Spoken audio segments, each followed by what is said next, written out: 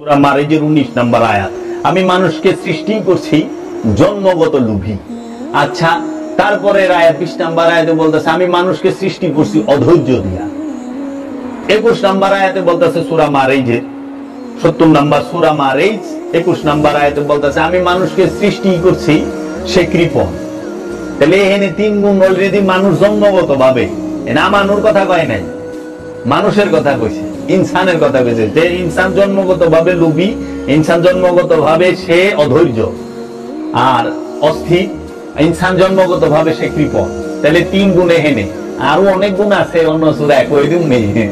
তাহলে আপনি দেখেন যে মানুষ জন্মগত লোভী, যা 22 নাম্বার আয়াতে বলেছে ইল্লাল মুসাল্লিম, যে মুসল্লি সে নয়, মুসল্লি সে লোভীও না, মুসল্লি সে কৃপণও না, মুসল্লি সে অধৈর্যও না।